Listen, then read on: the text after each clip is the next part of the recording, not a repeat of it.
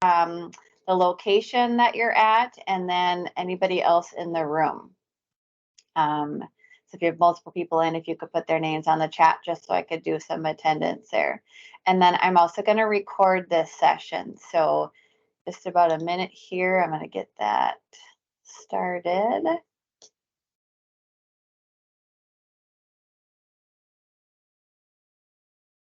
Okay. Okay, again, welcome everybody to the training sessions for Vidyo Connect. We're going to go ahead and get started. So this is for the March 21st upgrade for Vidyo Connect.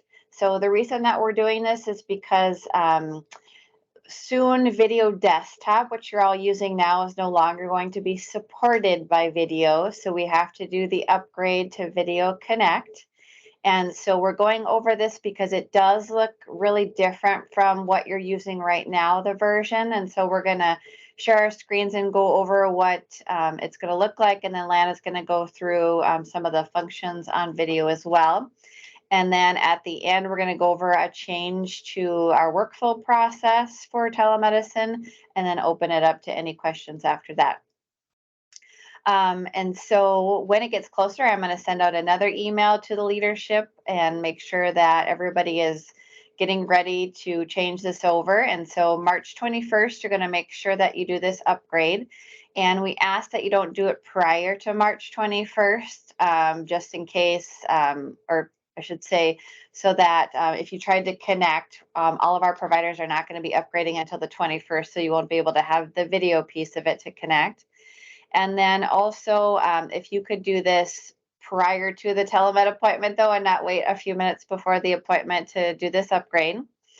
Caveat to that is, let's say that Monday, you know, you don't have a telemed nurse available, so you're not going to get a telemed schedule. You can do this upgrade ahead of time if you don't have any telemedicine visits scheduled or won't have any scheduled before the 21st there.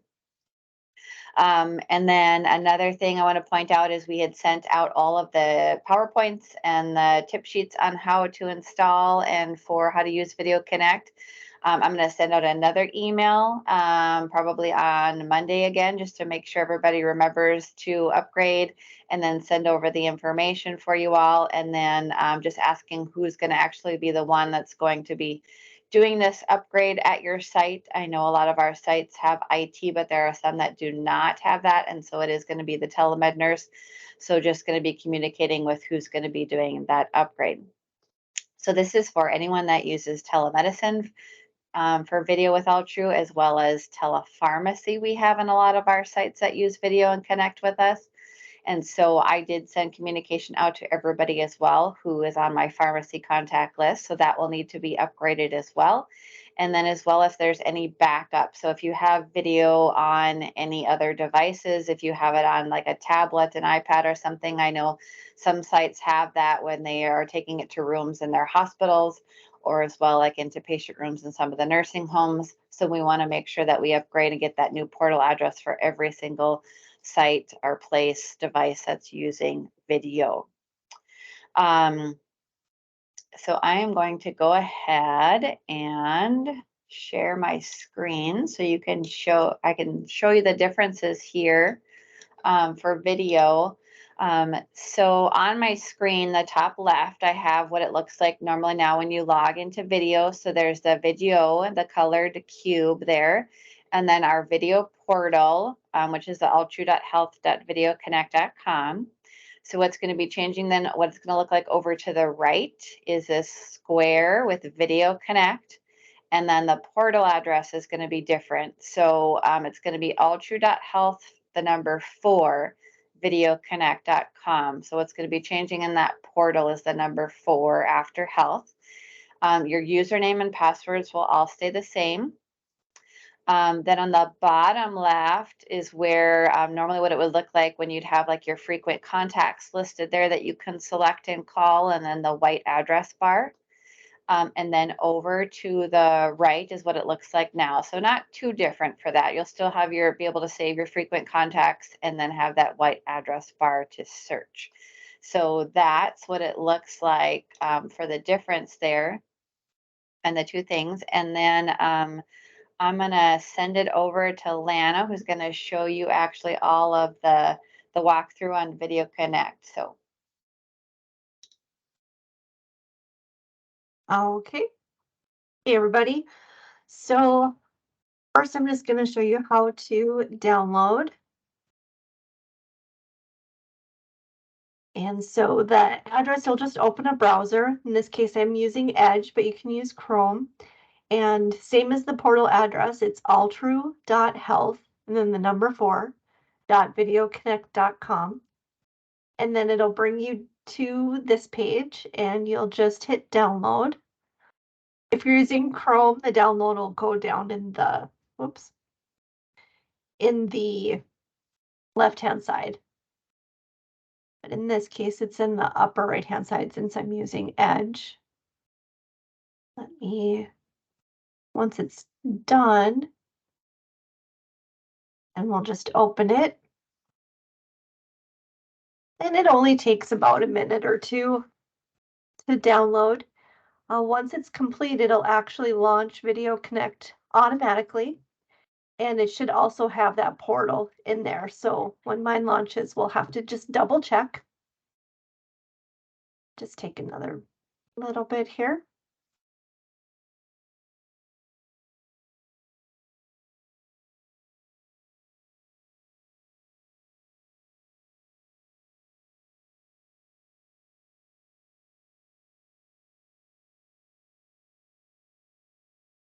All right.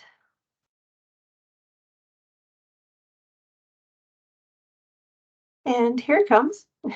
So there's the portal address.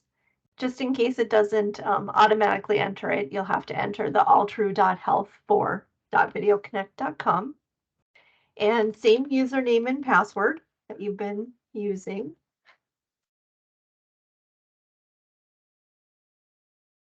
And the first time you sign in, I actually follow the PowerPoint that I have for this is I'm going to have you guys go up in this right-hand corner and change a few things. So I'll just kind of walk you through it right now. The main thing that is to change this default tab, it's going to automatically go to rooms and we don't do anything with rooms. And just to kind of alleviate any confusion, just change that to automatically default to contacts. So otherwise what can happen is if you call a room and you're sitting in a room and won't be able to connect with the provider since you're sitting in the room and if they try to call you. So, and then, I mean, the rest is pretty self-explanatory. If you want to pick any of the other options there, you can. The next part is the audio video. And you can see me there. I'm in the preview and you can see the camera that's chosen. And of course, it's nice to have that video preview. Then you know your camera is working. And if you need to adjust lighting or adjust where the patient is sitting, that sort of thing. The next option is the microphone.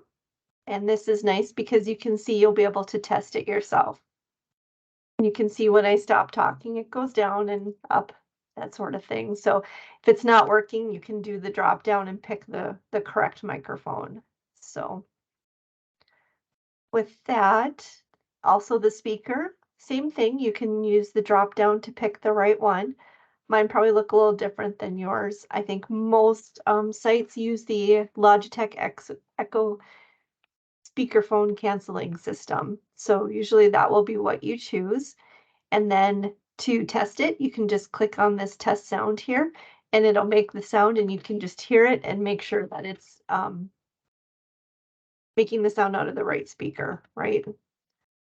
And then if it doesn't, then you can make adjustments right here as you need to.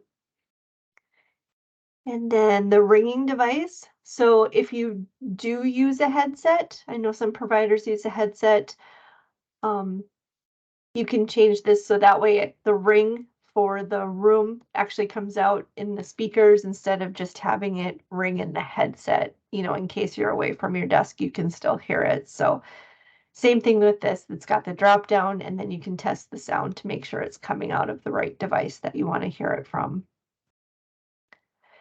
And here's the stethoscope. So now we don't need to have a separate program to use the stethoscope. It is right here embedded into Vidyo. So that is definitely a hopefully a nice benefit, and that everything will work a lot easier for everybody. So we'll go over here. The search box works, I guess, just like any search box, right? You just start typing. And when you find the person that you want, if you want to add them to your little contacts list, you just click the star. And so like right now, if they're gray, of course, they're offline. If they're green, they're going to be online and available to call. And red usually means that they're on a call or they're busy. So for here, I'm going to go and give Jessica a call.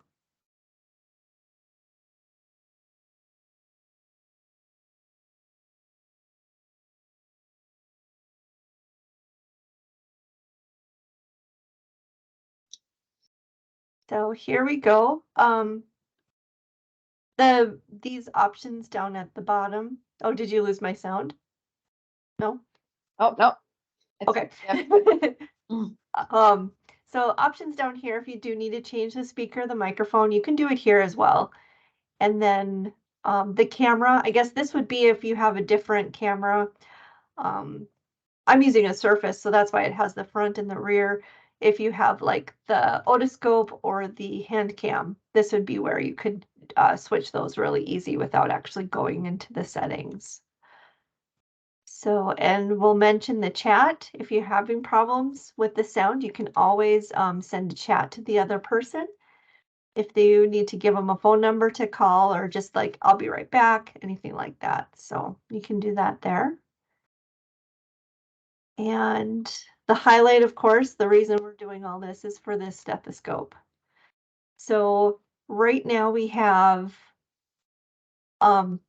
just we're set up so I'm actually on the patient side as the patient and nurse, and Jessica's on the side of the provider.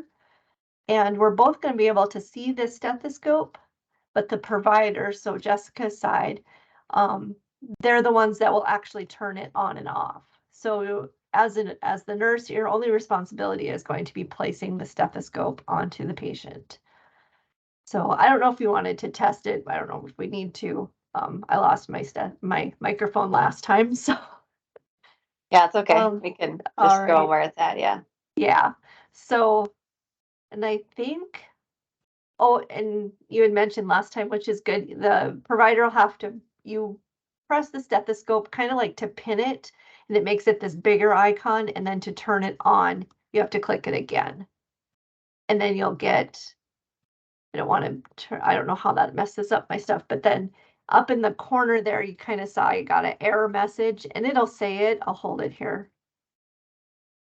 Right up there. And it's about not being able to hear the patient's audio. So you know that you won't be able to communicate when that stethoscope is on is all. So and that'll show up in the provider side as well as the patient side. I think I hit all the points there. Yeah, we just wanted to show everybody that chat function so that in case you're having any trouble or anything, you can type in there, like, call me at this phone number if you lose your audio.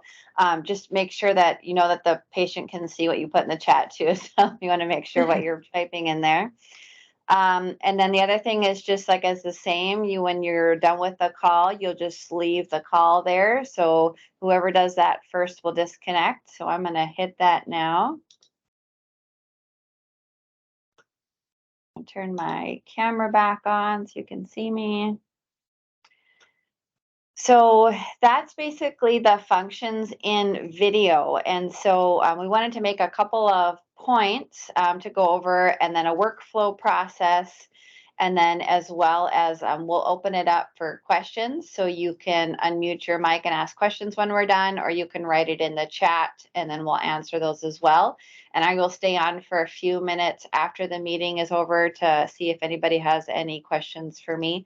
And you can go hold up Lana and I via phone or email as well after. So a couple of things is that for those of you that have a headset that you use for the nurse to listen to the heart and lung sounds, we'll no longer be able to use that with this. We were able to do that because we had a separate program where we could change that setting in there. Since it's all built now into Vidyo Connect, we won't be able to use that headset anymore. So for the nursing side, you'll just have to place that stethoscope on the patient, and then the provider will just direct you where they need to place it. So that's a little bit different for you now.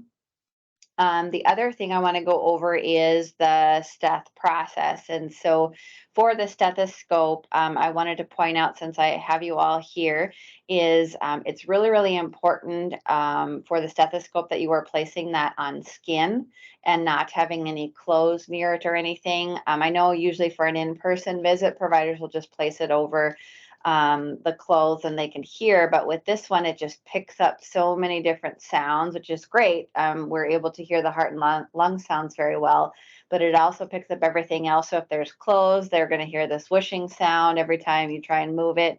And so we just want to make sure that we're always placing that on skin so we don't get a lot of feedback for that.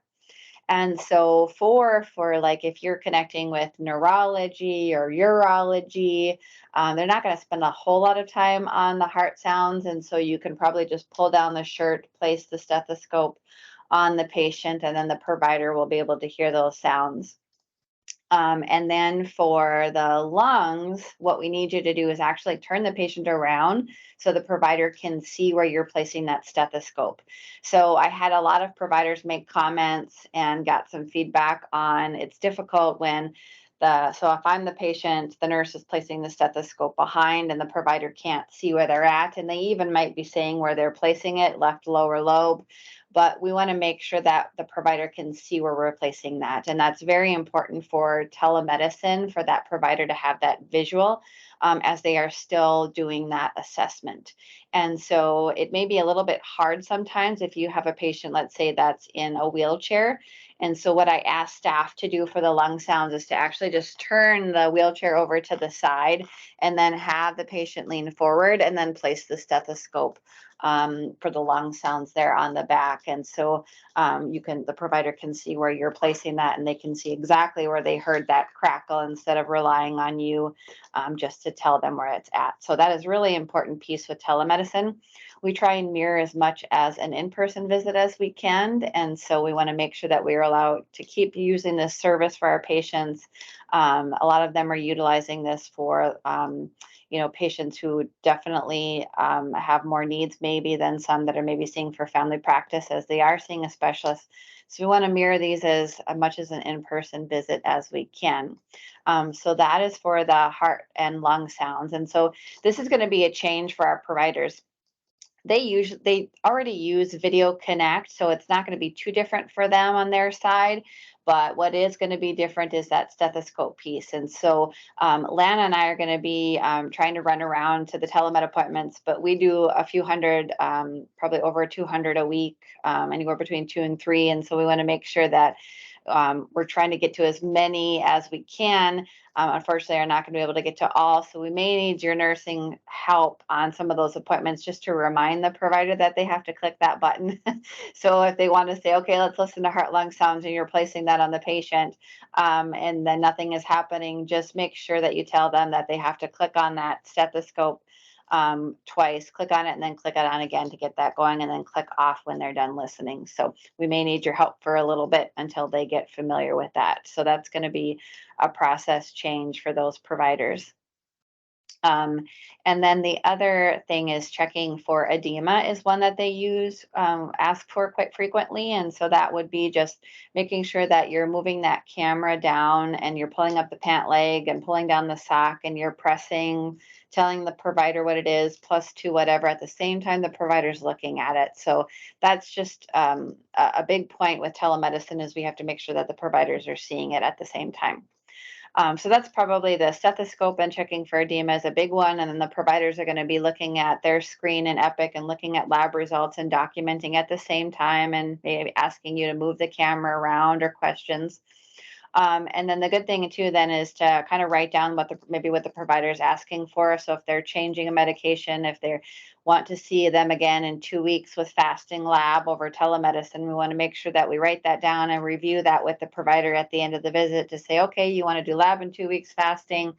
And then when you're done with the visit, you hang up, and then you would either pick up the phone and call to make that follow-up appointment, or walk the patient to the desk and let the schedulers know to call to make that follow-up appointment.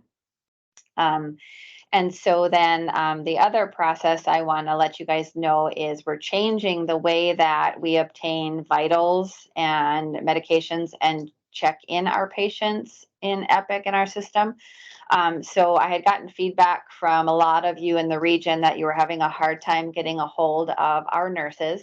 They're on the phone, they're rooming patients. And so, we don't save specific time for telemed. Our providers will see a patient in office in person, and then they'll go to their office and do a telemed, and then they'll see them in person. So we just mix it in their schedule.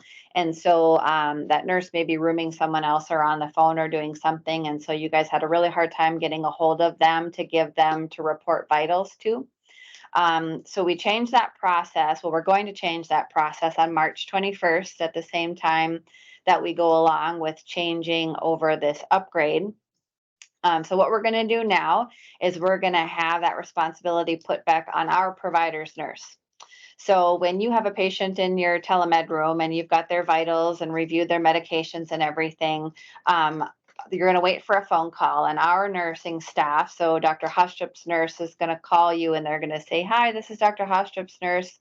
Do we have the patient ready? And they're going to check in the patient on our end, so our provider sees that they're arrived, and then they're going to get the vitals and the medications and anything else they would need from you. And so you're just going to report that over the phone for them. We did send out a survey a few months ago to all of your sites to get updated phone numbers. If you had a phone in the telemed room, what that phone number was in, if we just called the main phone number and asked to be transferred. If, updating fax numbers, we updated if you have lab and x-ray at your facility, who the telemed nurses are. And so we got all that information, put it together again, and are giving it out to our nurses and placing on a site where they can find that information. So they're going to call you and get that information. And then when you're done with that, you're going to, same as you would before, you're going to actually initiate the call in video. So you're going to find that provider or that room in your contacts or on that search bar, and you're going to call the provider directly on video. And the reason why we have you guys initiate that call is because our providers, when they connect with sites, a lot of sites have multiple rooms. So they may have like a backup user ID and then their regular telemed, or they may have, like I said, the iPad as a backup or something, or a tablet. And then like in our Devil's Lake clinic, we have 3 telemed rooms running because they're so busy. And so our providers don't know which room to call. And so we always have you guys initiate that. So that hasn't changed at all, that piece. And you can find that information. I send a main contact list of all of our telemed providers we have at Alltrue to you guys and to your leaders, as well as the guidelines. And so those guidelines have for each specialty, so cardiology, pulmonology, they'll have the nurses' phone numbers, fax numbers, scheduling phone numbers, and then what they're going to ask for that rooming process. And so, but we may need your help too, as this is a new process. So if you're waiting and it's the time of the appointment and you still haven't gotten a call from that nurse, if you just want to maybe pick up the phone and call that nurse and just let them know that, you're ready to provide those vitals to, just until they get used to it, or maybe they had trouble getting through or they got disconnected. So we may have to do that for a little bit just till everybody gets used to that process. So hopefully that will help you guys with changing over, so you don't have to try and find the nurse or call multiple times, or as well as the stethoscope is going to be placed now by the provider, clicked on by the provider in the program. So a couple of different changes there. Like I said, Lana and I are going to be running around trying to hit this so we can get to some of these appointments and remind the nurses of the process and help the providers to remember to click that stethoscope on their end as well. And I just want to take this time too, that just to let you guys know that I appreciate everybody so much. we've been doing this telemedicine program now at All True for 15 years. So we couldn't have done it without you guys. We appreciate this telemedicine relationship that we have with everybody. And even if you don't think it, our providers don't mind doing telemedicine. They realize how rural we are and that we need to connect with our patients this way, with the weather, with the roads, with the temperatures, with not taking sick patients out of their facility and connecting that way. And they do really like, especially connecting with the nursing homes, because they have the staff that are taking care of the patients, that know the patients right there with them to connect. And so they do appreciate, they are used to it. All of our specialties do it, from oncology, radiation, interventional pain, down the line. So we do run quite a bit, and so we couldn't have done it without you. So I appreciate all of you. Let us know what we can do to make your lives easier. If you're struggling with something, please reach out and let us know. As well as testing, we would rather have you guys do it as much as possible. If it's a quick 2-minute, yep, works, yep, we're connected, great. Reach out to Lana, reach out to myself, reach out to our help desk. I'm going to put that function in here on the chat for you guys to have as well, because Lana and I are going to be running around that first week, and so we may not be available by phone. Oops, put in Lana's number. And that's our service center that you have there as well. And that's all on the tip sheets as well that I sent out and will send out again. So that number's in there too. You can get a hold of us via email is a good one too, because we check that quite frequently. And so we just want to say thanks to everybody. And we're going to be sending out this video as well as a video training tutorial that Lana did, as well as all the tip sheets again here today or tomorrow. So you guys all have that as well. So I think I hit everything. So right on time, about a half an hour is what we've been doing. And so I'll open it up to any questions that you have. And then you can also write it in the chat, and I'll stay on for a few minutes afterwards as well. So thank you, everybody. It was good touching base with you, and thanks for attending the training session.